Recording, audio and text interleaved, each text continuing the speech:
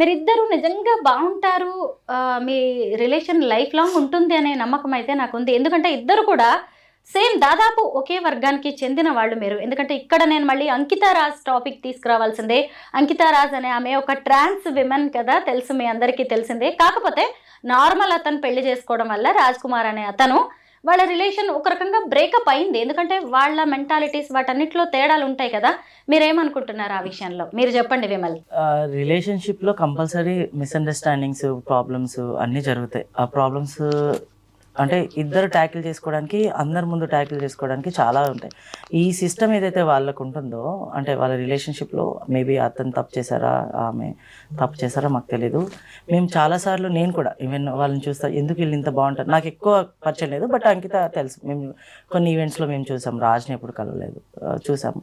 వీళ్ళు ఇంత ఇదిగా చేసుకున్నారు, మ్యారేజ్ హ్యాపీగా ఉంటారని అనుకున్నాము. బట్ ఏం జరిగిందని తెలియదు. కొన్ని పర్సనల్గా, అంటే వాళ్ళ పర్సనల్ విషయాలు మనం బయట మాట్లాడకూడదు, బట్ అది కొంచెం హర్టింగ్. కాకపోతే మా విషయంలో నేను ఒక 100% షూర్గా నేను ఒక విషయం చెప్పగలను. ఏంటంటే ఇవన్నీ గొడవలు మా మ్యారేజ్కి ముందు చాలా గొడవలు జరిగాయి. నేను ఇక్కడ కూర్చొని ఇప్పుడు ఏమి తను సైలెంట్గా కూర్చుంది, కానీ చాలా వైలెంట్. ఎలా అంటే ఈవెన్ నేను ఎవరిని చూడనని తనకు తెలుసు, అయినా కూడా వేరే వాళ్ళు నన్ను చూసినా కూడా అది నా తప్పే అని చాలా కష్టం. కానీ పర్లేదు, నాకు ఆ పొసెసివ్నెస్ కావాలండి.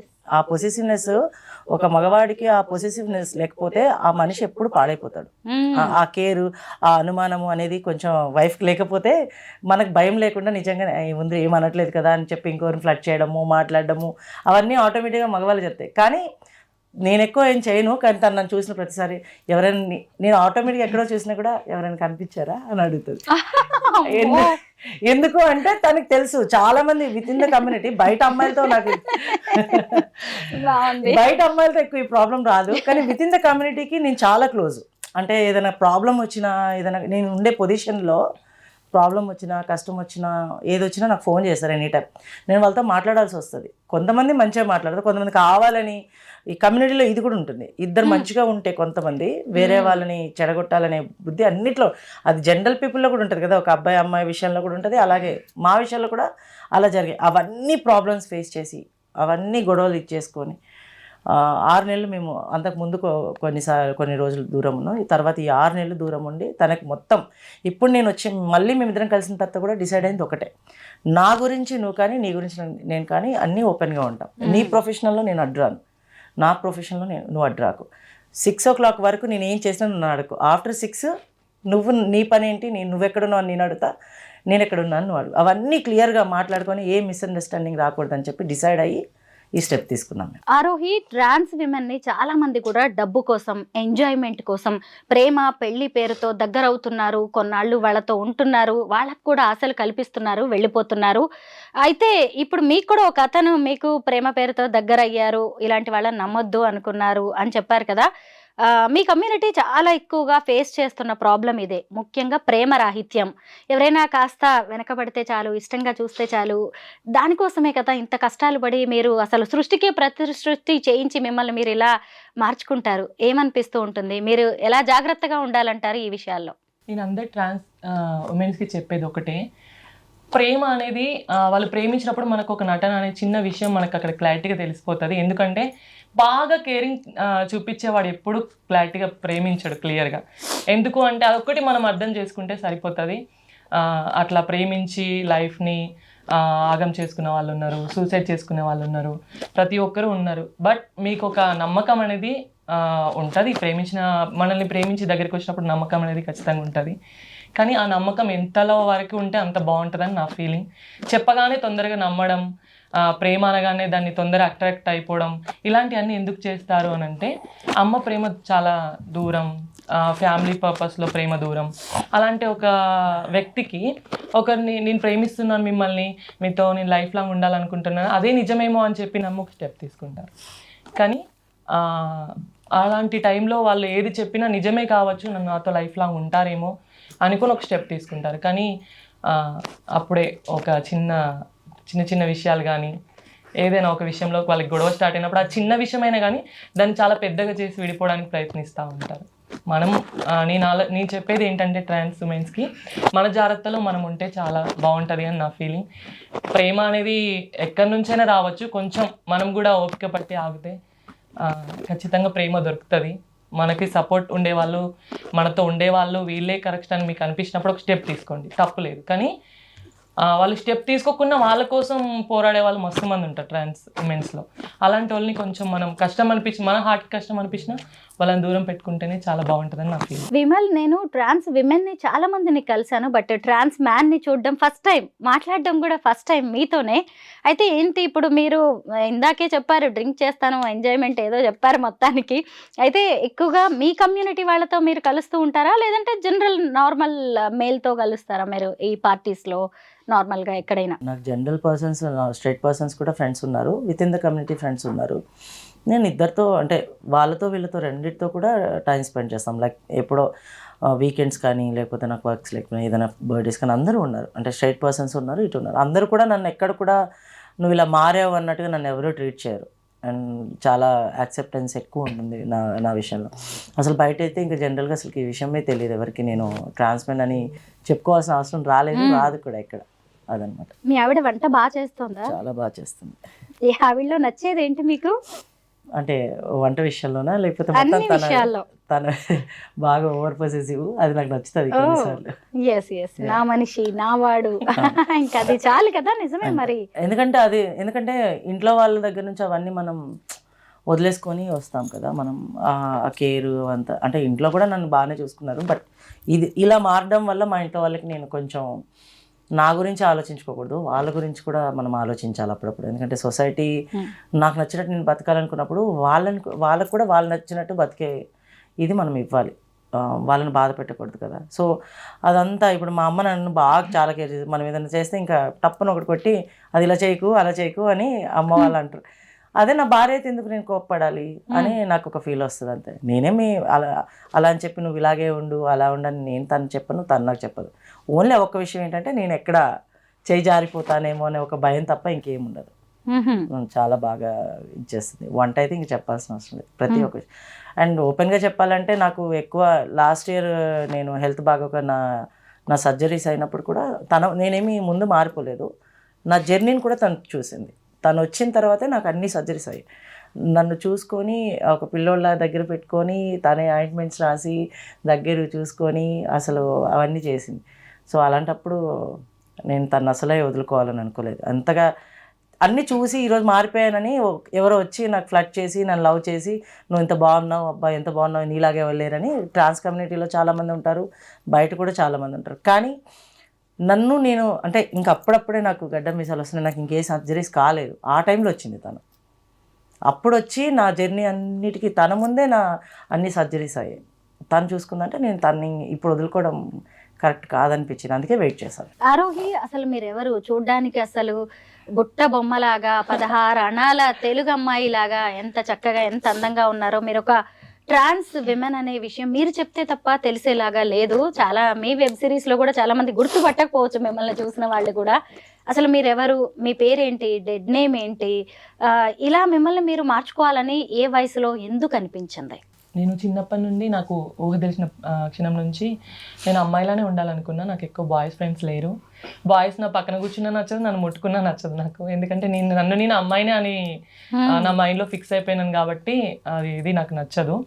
బట్ అమ్మ చాలాసార్లు కొడుతూ ఉండేది, తిడుతూ ఉండేది, అలా ఉండు ఇలా ఉండు, అబ్బాయిలా ఉండడానికి ప్రయత్నించు అంటే నాతో ఎలా అవుతుంది? నేను చాలాసార్లు అబ్బాయిలా నటించడానికి ప్రయత్నించా, కానీ నటిస్తున్నానేమో అన్న ఫీల్, అంతేగాని నాకు నిజంగానే అబ్బాయిలా ఉండడం అనేది నాతో కాలేదు. కాబట్టి నేను నా 14 years అప్పుడు నాకు కమ్యూనిటీ పరిచయం అయ్యారు. పరిచయం అయిన తర్వాత నేను బ్రెస్ట్ ఇంప్రూవ్ కోసం ఇంజెక్షన్స్ వేసుకున్నాను. నేను క్లాసికల్ డ్యాన్స్ చేసేది చిన్నగా ఉన్నప్పుడు. ఆ ప్రోగ్రామ్స్కి వెళ్ళినప్పుడు ఒక 3 days ప్రోగ్రామ్ ఉంటే నాకు 4 days ప్రోగ్రామ్ ఉందని చెప్పి ఒకరోజు బాగా అక్కడ స్పెండ్ చేసి నేను చీర కట్టుకొని నాకు నచ్చినట్టుగా బొట్టు పూలు అవన్నీ పెట్టుకొని నేను సరదాగా అక్కడ ఉండి నెక్స్ట్ రోజు ఇంటికి వెళ్ళిపోయేదాన్ని. అప్పుడు నాకు బ్రెస్ట్ ఇంప్రూవ్ నేను బాగా చిన్నగా ఉన్నాను కాబట్టి చాలా ఇంప్రూవ్ అయింది. అది నా దురదృష్టమో అదృష్టం అనుకోవచ్చు, దురదృష్టం అనుకోవచ్చు.